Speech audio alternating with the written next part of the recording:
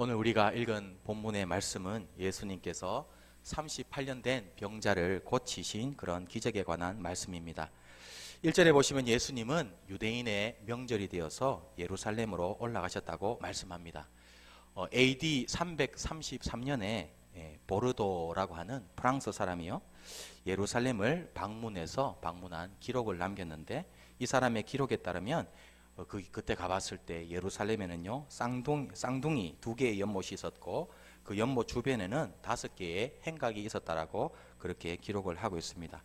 오늘 본문에서 묘사하고 있는 그대로 예루살렘에는요 실제로 연못이 있었고 5개의 행각이 있었다는 그런 기록이 남아 있는 것입니다.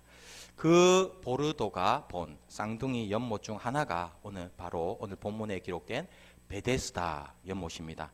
히브리어로요, 이 베데스다라고 하는 말은 분출의 집이라는 그런 뜻입니다.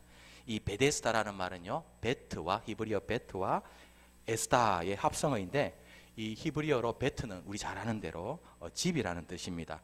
야곱이 돌베개 베고 잠자던 곳의 이름이 베델이죠. 하나님의 집이라는 뜻입니다. 이처럼요, 베트는 집이라는 뜻이고, 이 에스다는 히브리어로 분출, 즉 물이 솟아오른다라는 그런 뜻입니다. 이처럼 베데스다라는 이름이 붙은 이유는 이 연못에 물이 가끔 솟아오르는 기이한 현상이 있었기 때문에 사람들이 이 연못을 분출의 집 베데스다라고 이름을 붙인 것입니다. 그리고 오늘 본문 3절에 보시면 이 5개의 행각 안에는 많은 병자들이 누워 있었습니다. 그들 병자들 중에서는요, 앞을 못 보는 맹인도 있었고, 다리를 저는 사람도 있었고, 혈기 마른 사람, 즉 절름발이도 있었습니다. 그리고 그 환자들 중에는 오늘의 주인공인 38년 된 병자도 있었습니다. 본문에서 발견하게 되는 첫 번째 영적인 교훈은, 우리가 있는 이 교회는요 서로를 배려하고 양보하는 곳이 되어야 된다는 사실입니다.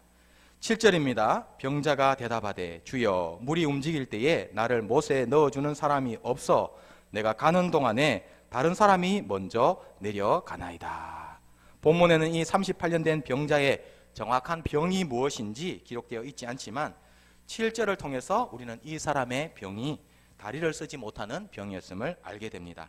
7절에 보시면 천사가 하늘에서부터 내려와서 물을 만지고, 그때 물이 움직이게 될 때 그때 누구든지 제일 먼저 그 연못에 들어가는 사람은 낫게 된다라는 그런 전설이 있었습니다. 그래서 많은 병자들이 물의 움직임만을 주시하고 있었는데, 이 38년 된 병자는 자신을 연못에 넣어주는 사람이 없다라고 지금 불평을 하고 있습니다. 그래서 우리는요, 아마도 그가 중풍병자 혹은 절름발이로서 다리를 제대로 사용하지 못하는 그런 사람이었음을 알게 됩니다. 그런데 지금 벌어지고 있는 모습이 어떤 모습입니까? 아마도 38년 동안 연못에 물이 움직이는 경우가 몇 번인지는 모르지만 그런 경우가 있었던 것 같습니다. 그리고 그때마다 사람들은요 서로 먼저 연못에 들어가려고 안달이었고, 이 병자는 38년 된 병자는 다리가 불편해서 항상 뒤처졌던 것입니다. 여기서 우리는요 이 병자들이 서로를 전혀 배려하지 않았음을 알게 됩니다. 그들은 서로를 전혀 배려하지 않았습니다.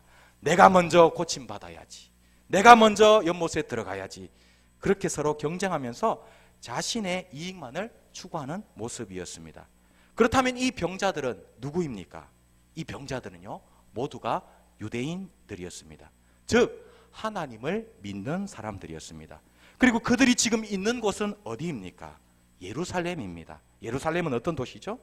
이스라엘 땅 가운데서도 가장 경건한 도시, 하나님께 예배드리는 거룩한 성전이 있는 도시, 그것이 바로 예루살렘입니다. 그 도시 안에 위치한 베데스다 연못에 지금 그들은 있는 것입니다.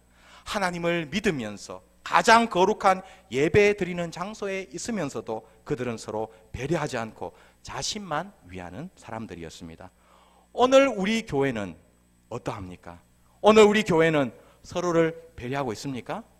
아니면 혹시 이 베데스다 연못가에 있는 환자들처럼 하나님을 믿는 하나님의 백성이며 하나님을 예배하는 거룩한 곳에서 혹시 서로 배려하지 않고 자신의 유익만을 추구하는 그런 모습은 아닙니까?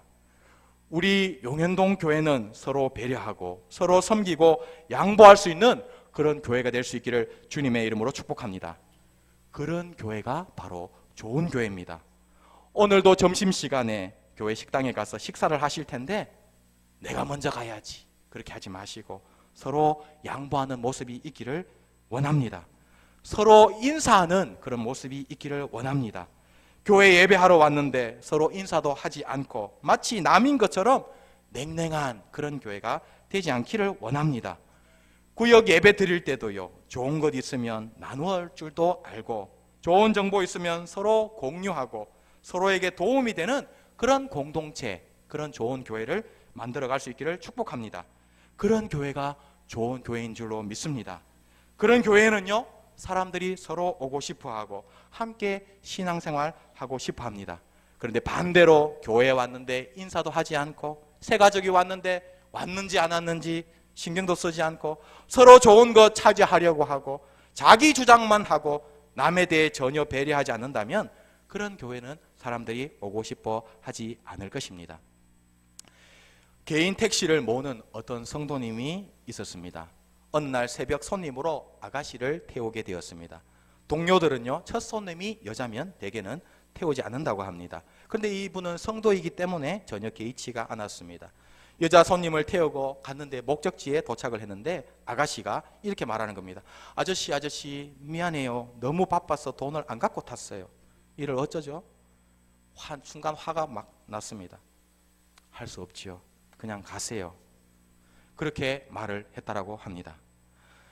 그렇게 하면서 이 사람이 이렇게 생각을 했다고 합니다. 이 택시 기사 성도님께서 이것도 남을 도우라는 하나님의 배려가 아닌가.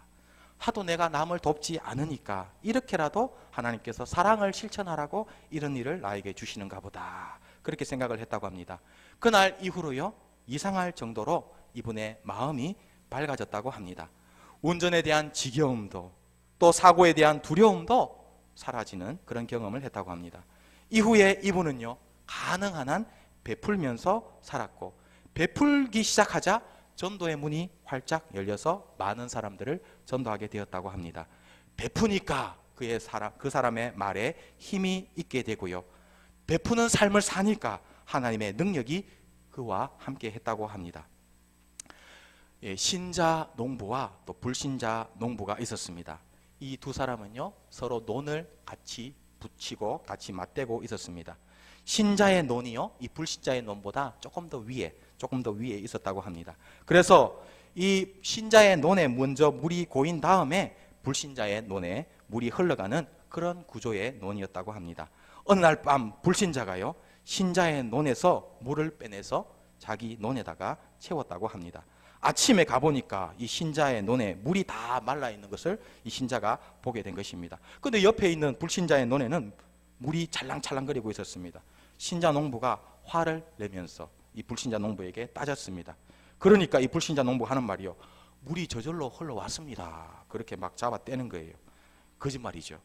신자 농부는 화를 내면서 불신자의 논에서 물을 빼가지고 자기 논에다가 물을 채웠습니다. 그리고 난 다음에요, 그런데 마음이 편하지가 않았습니다. 그래서 하나님께 이렇게 여쭈어봤습니다.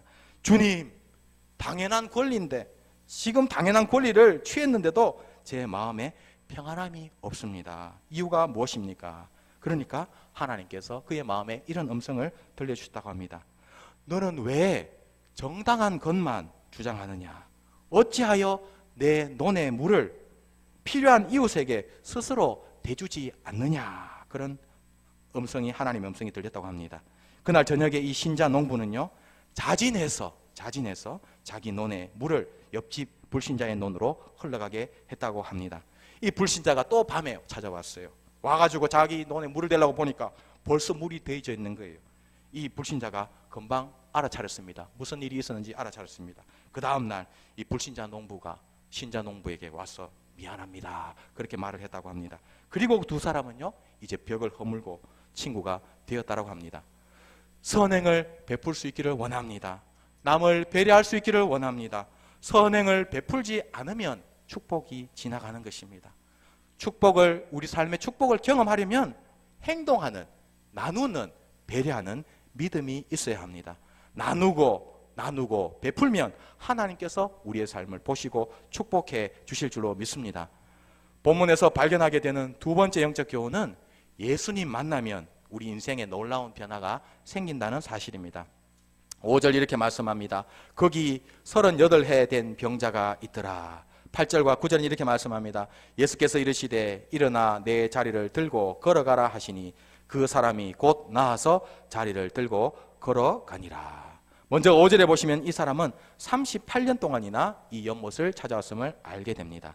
그는 38년 동안 하루도 빼지 않고 병을 고치기 위해서 이 연못을 찾아온 것입니다. 38년은 날수로 따지면 몇 날이나 되겠습니까? 38 곱하기 365 하면 13,870일입니다. 무려 13,870일 동안이나 하루도 빼지 않고 이곳에 왔는데 이렇게 많은 날을 이 연못에 와도 그동안 아무런 일도 일어나지 않았습니다. 그런데 마침내 예수님 만난 그날 이 병자에게 기적이 일어난 것입니다. 그 사람이 그토록 간절히 원했던 치료가 그날 예수님 만난 날 이루어진 것입니다. 이처럼 예수님 만나면 우리 인생에 놀라운 일이 생기는 줄로 믿습니다. 여러분 예수님 만나셨습니까? 그렇다면 예수님 만나고 여러분에게는 어떤 일이 생겼습니까? 기적이 일어났습니까? 예수 만나면요 38년 된 병자가 경험한 기적보다 더 놀라운 기적이 일어나는 줄로 믿습니다. 예수 만나면 죄사함을 받고 구원받으며 천국의 백성이 되는 기적이 일어나는 것입니다. 이 기적은 병 낫는 기적보다 훨씬 더 위대한 기적입니다. 병 고침은요 이 땅에서 잠깐 누리는 축복이지만 영혼의 병을 고친 사람은 영원토록 천국의 복을 누리게 될 줄로 믿습니다. 그리고 예수님 만나면 구원의 축복을 경험할 뿐만 아니라 이 땅에서도 그의 삶에 놀라운 기적이 일어납니다. 그중 한 가지가 바로 기도 응답의 축복인 줄로 믿습니다. 요한복음 16장 24절입니다. 지금까지는 너희가 내 이름으로 아무것도 구하지 아니하였으나 구하라 그리하면 받으리니 너희 기쁨이 충만하리라. 예수 믿으면요 이제 예수님의 이름으로 기도할 수 있는 특권을 소유하게 되고 예수님의 이름으로 기도하면 기도 응답의 축복을 경험하게 될 줄로 믿습니다. 이제 기도로 날마다 예수님을 만나고 기도로 나의 문제를 아뢰고 응답받는 축복을 누리시기를 주님의 이름으로 축복합니다. 보험회사에 다니는 어떤 자매님이 있었습니다. 그런데 연말 정산이 되었는데요 그때 1,000만 원이 그냥 사라져 버렸다고 합니다. 하루 종일 장부를 뒤져도 이 1,000만 원 돈의 행방을 찾을 수가 없었습니다. 자신의 돈으로 막자니 너무 억울했습니다. 회사에 알리자니 자존심이 상했습니다. 그래서 이 자매님은요 이때부터 작정 기도를 시작했다고 합니다. 기도를 하면서 하나님이 응답하시고 내가 돈을 찾으면 한 달간 토요일마다 교회 화장실을 청소하리라 다짐을 했다고 합니다. 기도를 시작했습니다. 작정 기도를 시작했는데 3일째 되는 날 직원의 계산 착오였다는 것이 밝혀졌습니다. 하나님이 기도에 응답하신 거죠. 그녀의 기도가 감사 기도로 변화되었습니다. 그리고 그때부터 시작한 화장실 청소 지금까지 계속하고 있다고 합니다. 처음 얼마간은요 의무감으로 했는데 점점 더 기쁨으로 변했다고 합니다. 본문에서 발견하게 되는 세 번째 영적 교훈은 예수 믿으면 이제 미신을 버려야 한다는 사실입니다. 3절과 4절 이렇게 말씀합니다. 그 안에 많은 병자, 맹인, 다리 저는 사람들이 누워 물의 움직임을 기다리니 이는 천사가 가끔 못에 내려와 물을 움직이게 하는데 움직인 후에 먼저 들어가는 자는 어떤 병에 걸렸든지 낫게 되므리라. 이 말씀해 보시면 이 병자는 다른 병자들과 함께 5개의 행각 중 하나에 앉아 연못에 물이 움직이만을 무려 38년 동안이나 기다렸습니다. 천사가 내려와 물이 움직이기만을 간절히 기다렸지만 결국 천사와 그 연못물은 이 병자에게 어떤 도움도 주지 못했습니다. 이 천사와 연못물에 대한 믿음은 당시에 미신적 종교의 한 형태였습니다. 하나님이 아니라 천사나 연못물에 어떤 치료 효과가 있다고 믿는 것이 바로 미신적 믿음인 것입니다. 그런데 이런 미신이 이 병자를 고친 것이 아니라 예수님께서 그의 병을 고쳐주셨습니다. 그러므로 예수 믿는 사람은 예수 믿는 그 순간부터 모든 형태의 미신을 버려야 할 줄로 믿습니다. 며칠 전에요, 새가족 신방 예배를 드렸는데 예배 후에 귀한 은혜를 받았습니다. 예배를 다 마치고 집을 나서는데 이 세 가족께서 나오시면서 대문 위에 붙어있는 부적을 손수 떼셨습니다. 이제 예수 믿기로 작정하시고는 부적을 손수 자기의 손으로 떼어버린 것입니다. 우리 모두에게 이런 믿음의 결단이 있기를 축복합니다. 예수 믿고도 아직 집에 부적을 붙인 사람 있습니까? 떼어버리고 버리시기 바랍니다. 부적뿐만 아니라 우리 삶 속에는요, 알게 모르게 많은 미신적인 요소들이 깔려 있습니다. 신문에 나오는 오늘의 운세 이제 더 이상 보지 마시고 의지하지 마시기 바랍니다. 그것이 바로 미신입니다. 예수 믿고는 이제 손 얻는 날이니 길일이니 이런 것 더 이상 따지지 마시기 바랍니다. 그것이 바로 미신입니다. 우리의 인생의 축복은 하나님이 주시는 것입니다. 오늘의 운세니 점이니 어떤 특정한 날이 우리에게 복을 주는 것이 절대로 아닙니다. 오직 하나님께서 우리의 삶에 복을 주시는 줄로 믿습니다. 이 병자는 38년 즉 13,870일 동안 천사를 기다리고 연못물의 치료 능력을 기다렸지만 이런 미신적 믿음은 아무런 도움을 주지 못했습니다. 예수님의 말씀이 그의 병을 고쳤습니다. 예수님께서 일어나 내 자리를 들고 걸어가라 말씀하셨을 때 천사도 연못물도 하지 못했던 놀라운 기적이 그 순간 일어난 것입니다. 이처럼 예수님의 말씀에는 능력이 있습니다. 예수님의 말씀은 병을 고치고 죽은 자도 살아나게 하십니다. 예수님께서 일어나라 이 병자에게 말씀하실 때 그 병자가 일어난 것처럼 오늘 우리에게도 예수님께서 일어나라 말씀하시면 실패에서, 질병에서, 영적 무기력에서, 습관적인 제약에서 일어나게 될 줄로 믿습니다. 그런 축복이 있기를 원합니다. 예수님의 말씀을 들을 때 아무리 어려운 문제도 해결되고 불가능도 가능으로 변화될 줄로 믿습니다. 본문에서 발견하게 되는 네 번째 영적 교훈은 성도는 예수님의 은혜에 보답하는 삶을 살아야 한다는 사실입니다. 오늘 본문에서 병고침을 받은 병자는 예수님의 크신 은혜를 받았지만 은혜에 보답하지 못했습니다. 12절과 13절입니다. 그들이 묻되 너에게 자리를 들고 걸어가라 한 사람이 누구냐 하되 고침을 받은 사람은 그가 누구인지 알지 못하니 이는 거기 사람이 많음으로 예수께서 이미 피하셨습니다. 예수님께서 이 사람을 고쳐주신 날은 안식일이었습니다. 예수님의 말씀대로 자기의 자리를 들고 가던 이 병자를 많은 유대인들이 보게 되었습니다. 안식일인데 감히 누가 자리를 들고 가? 유대인들의 법에 따르면 안식일에 자리를 들고 가는 것은 안식일을 범하는 행위였습니다. 그래서 이 유대인들은요, 그 사람에게 누가 너에게 자리를 들고 걸어가라고 명령했는지를 묻습니다. 그런데 이 사람은요, 자신을 고쳐준 분의 이름도 모르고 있습니다. 얼마나 배은망덕한 사람입니까? 38년 동안이나 고생하던 자신을 고쳐주신 분의 이름도 모르다니 얼마나 파렴치한 사람입니까? 게다가 15절에 보시면 이 사람은요, 자기를 고쳐주신 분이 예수님임을 알게 되자 유대인들에게 가서 이 사실을 알려줍니다. 14절 15절입니다. 그 후에 예수께서 성전에서 그 사람을 만나 이르시되 보라 내가 나았으니 더 심한 것이 생기지 않게 다시는 죄를 범하지 말라 하시니 그 사람이 유대인들에게 가서 자기를 고친 이는 예수라 하니라. 참으로 배은망덕한 사람이 아닙니까? 지금 유대인들이 안식일을 범한 일로 화가 나 있고 안식일을 범하도록 만든 사람이 누구냐고 묻고 있는데 그들이 가서 안식을 범하도록 만든 사람이 예수님이라고 고자질하고 있는 것입니다. 이 사람은 지금 하나님의 예수님의 은혜에 보답하기는커녕 오히려 예수님을 공경에 빠뜨리고 있는 것입니다. 오늘 나는 나를 구원하신 예수님께 어떻게 반응하고 있습니까? 혹시 이 병자처럼 배은망덕한 모습은 아닙니까? 우리 모두는 받은 은혜를 알고 감사할 수 있기를 바랍니다. 어떻게 감사할 수 있습니까? 먼저 예배하시기를 바랍니다. 예수님께서 나를 구원하시는 놀라운 은혜를 베푸셨는데도 불구하고 주일 성수하지 않고 주일 빼먹는 사람, 예배하지 않는 사람, 배은망덕한 사람입니다. 두 번째로 예수님을 위해 섬기고 봉사하고 헌신하시기를 바랍니다.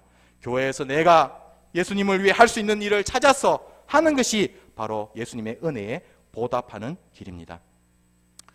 중세 시대에 어떤 사람이 수도자를 찾아가서 이렇게 물었다고 합니다.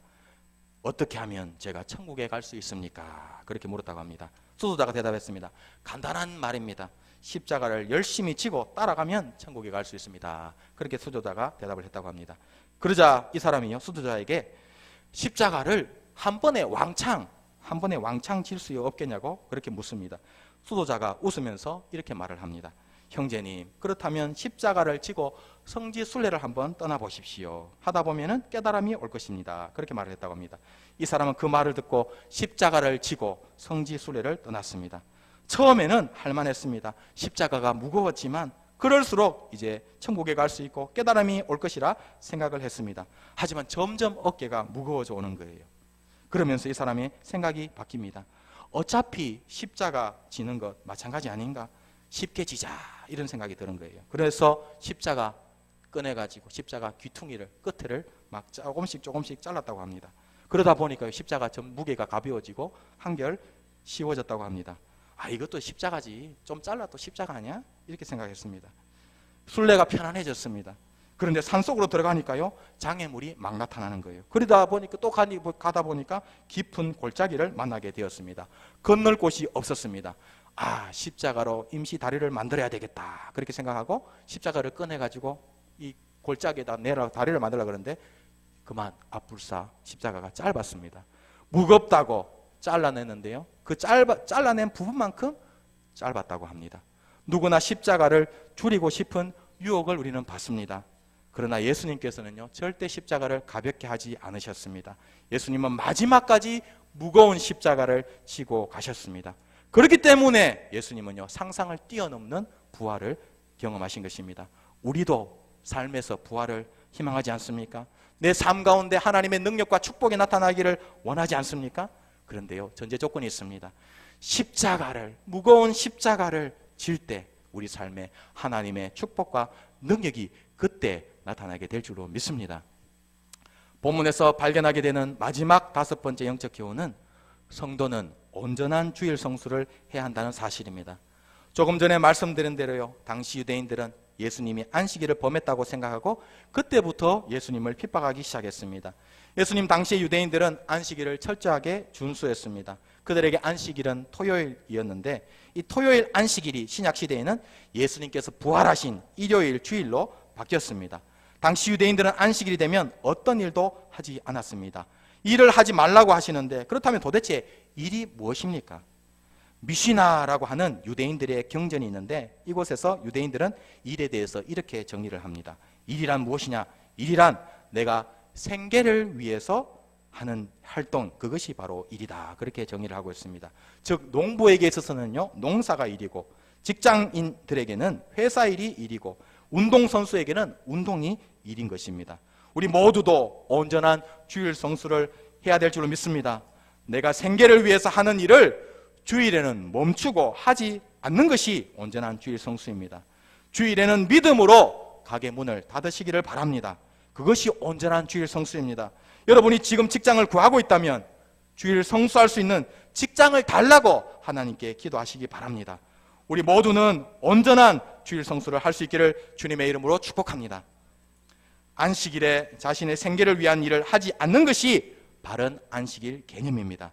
그런데 당시 유대인들에게는 잘못된 안식일 개념도 존재했습니다. 아까 말씀드린 유대계 경전 미시나에 따르면요, 그들은 39가지 종류의 일을 금지했습니다.